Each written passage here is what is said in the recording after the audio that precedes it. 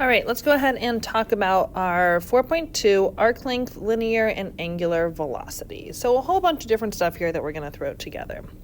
So we're going to go back to geometry and kind of think about, hey, we have this piece of this circle right here. So this arc length right here. And we want to figure out how long it is, right, between A and B. And we're going to use our background from geometry. Now, geometry, of course, states to find our arc length is that you're going to take the measure of your angle divided by 360, because there's 360 degrees in a triangle. You're taking that portion of it, and you're going to multiply it by 2 pi r to find that length. So if we're doing ours for this first example, let's do 120 over 360 times 2 pi r. And our, for this one, now, sorry, our radius on this is 7. I didn't actually read our question here because we're saying radius of 7 centimeters, so times 7. And now we're going to go ahead and calculate this out. So we can reduce this down to, reduce that to 180, reduce our 180 and 120 to 2/3, and now multiply across. So 2 times 7, that's 14 pi over 3 centimeters. And if you have a calculator with you, go ahead, put that in for about 14.66 centimeters. All right, so that's just simply how you go ahead and you calculate your arc length. However, we have radians now, right? So we're going to go ahead and we're going to use radians instead of degrees, and the formula's in the given box, where we have our arc length, which we're going to go ahead and define as S, right? Arc length S, and theta is measured in radians. And always radians, always, always, always. We're going to go ahead and put that in our mind there. And radians are so nice in this situation because we simply just get to say, okay, well, 120 degrees, hopefully we're getting a little bit better about transferring these back and forth, so that's 2 pi over 3 radians.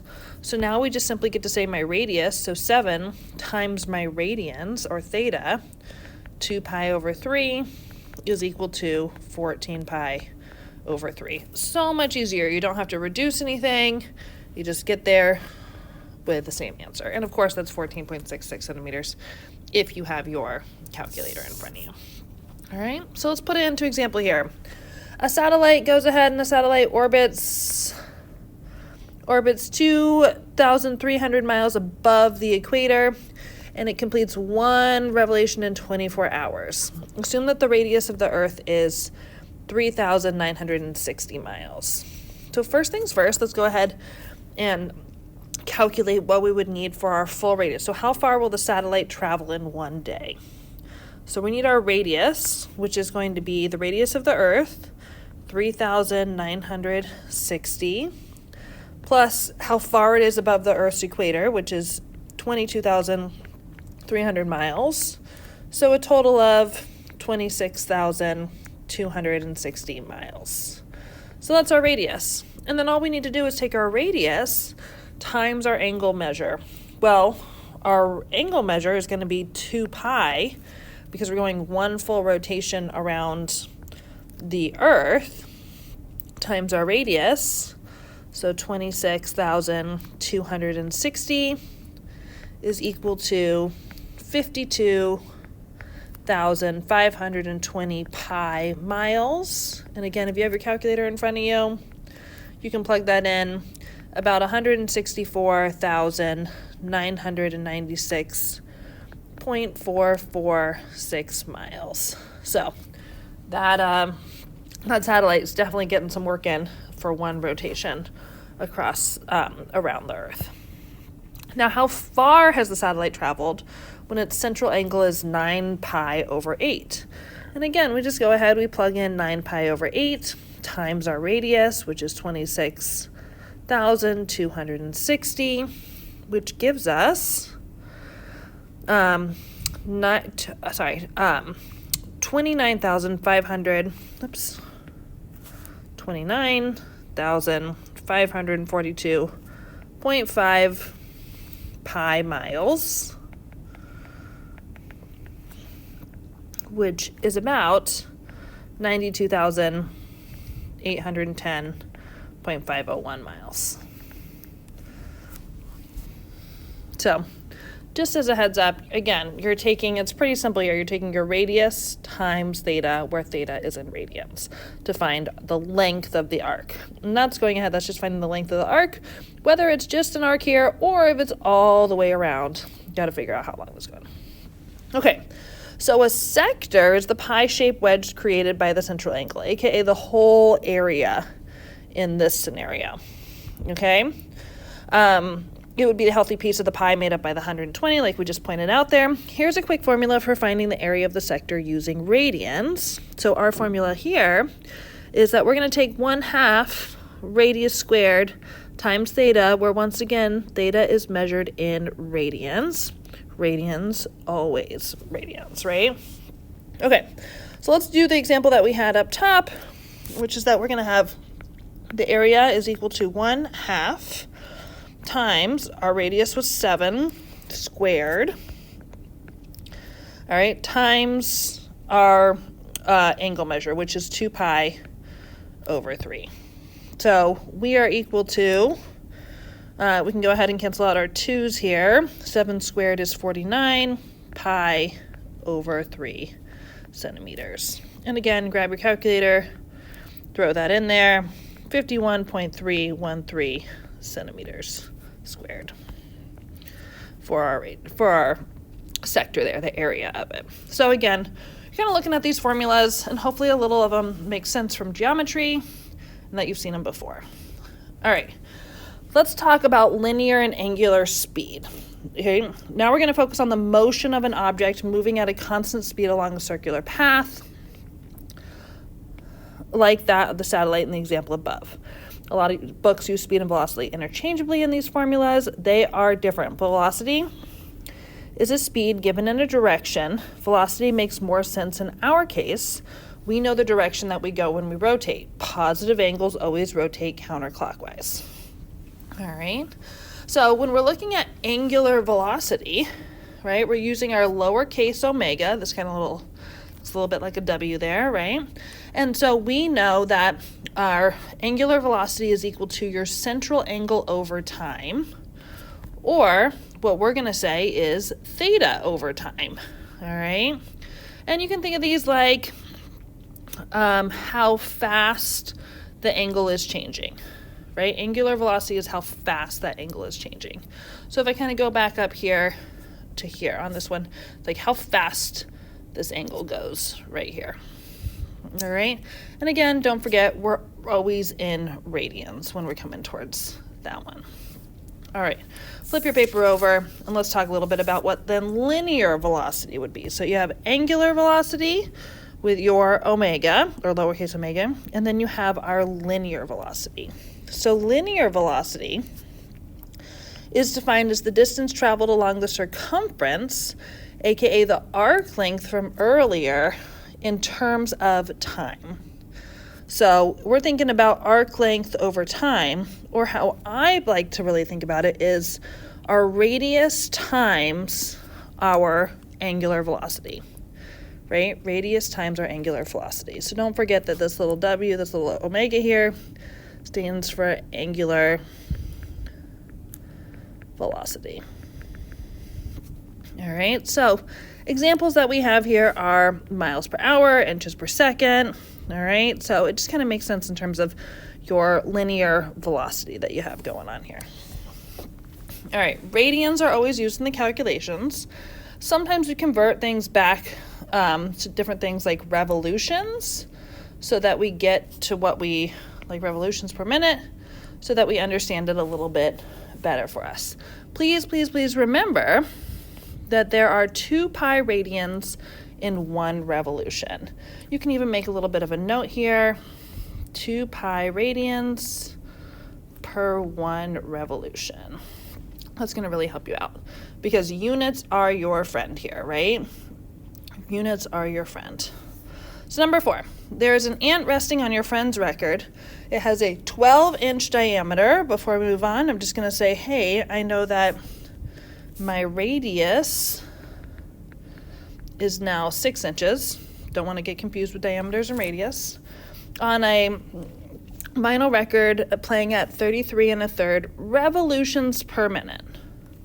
What is the linear velocity in inches per minute? So we're trying to get to inches per minute of the ant when he's at the edge of the record. All right, so we first need to go ahead and find our angular velocity. And I'll remind ourselves that angular velocity is going to be our angle over time. So we have 33 1/3 revolutions per minute. And again, I'm going to say this, units are going to be your friend. I don't like this mixed fraction. I want to turn it into improper. So I'm going to say 99 plus 1, that's 100 100 over 3 revolutions per minute. I'm going to multiply that by that. Remember, we're going 2 radians per revolution. So 2 pi radians over 1 revolution. And as you see here, our units start to cancel out. To go back to some of our chem. So we have revolutions are canceling here, and this is going to get me radians per minute. So I am now equal to 200 pi radians per 3 minutes. All right, so this is now my angular velocity, 200 pi over 3 radians per minute.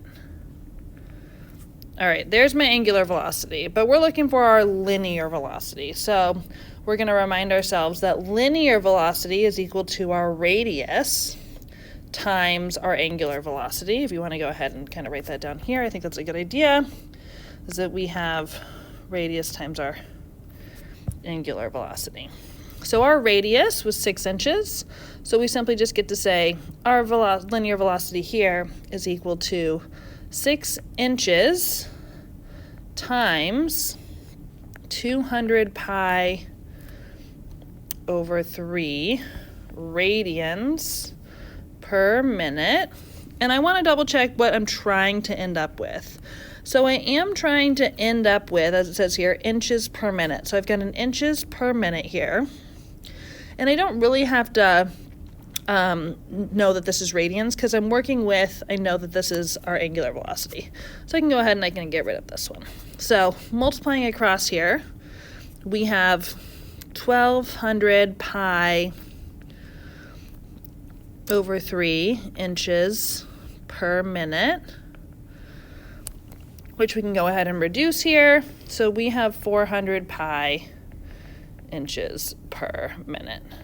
All right, there's my exact answer. But of course, grab a calculator, and we have 1,256.637 inches per minute.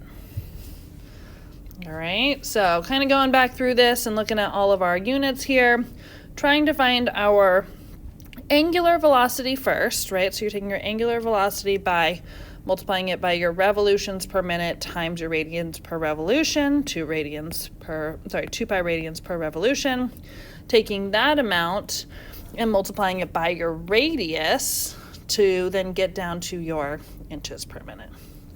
All right, number 5. Whoa, Nellie, he decided that is way too fast for an ant and moves towards the center of the record, right? He was on the outer edge on this one.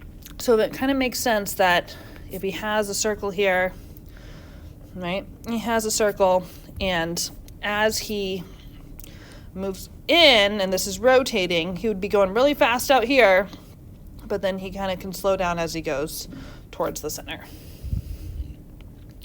All right, so he moves towards the center of the record. Calculate his new linear velocity in inches per minute if he is only 1 inch away from the center. So his radius right now is 1. So once again, we have our velocity is equal to our radius times our angular velocity. We already know our angular velocity. So we're going to go 1 inch times 200 pi over 3 radians per minute. So when we multiply this, of course, we're going to get 200 pi over 3 inches per minute. Grab your calculator, and now that little ant is only going 209.439 inches per minute. Again, use your units. They're really going to go ahead and help you out. All right, last one here, number 6. Determine the angular velocity. So we're looking for angular velocity in radians per second and the linear velocity in centimeters per second of the tip of a second hand of a clock that is 10.2 centimeters long. So we got lots of information here. So we got second hand of a clock. All right. So lots of information. First things first, let's see if we can go ahead and calculate that angular velocity. So our angular velocity, all right, it's the second hand of a clock. We're going all the way around. We know that we're going 2 pi radians in 60 seconds or 1 minute, right? So if we go ahead and reduce that down, we're going pi radians in 30 seconds. If you wanted to go ahead and grab your calculator, we're going to use this exact form, but our calculator says that is about 0.14 radians per second. Okay, so there's our angular velocity. So that would be answering one of our situations here. Actually, I'm going to box that here. Okay, so here's our angular velocity. But it also wanted our linear velocity. Do it in blue here. Our linear velocity. So we know that our linear velocity is equal to our radius times angular velocity. So it's our radius, which is 10.2 centimeters, times our angular velocity, which was pi over 30 seconds. And again, I just want to double check here. I'm looking for centimeters per second, and I'm going to have centimeters per second, so I don't really need to cancel anything out. So we have 10.2 pi centimeters per 30 seconds. Grab that calculator, and we have our linear velocity at 1.068 centimeters per second. So FYI, you're going to see these a lot in terms of time, and it's a good idea to kind of think about them. I'm going to go back to our top here, right? So we had the second hand, so I put that per 60 seconds. If it's looking for the minute hand, right, per 60 minutes, right? So just kind of heads up in terms of your clock that you have. And of course, it will give you a radius of what you need there.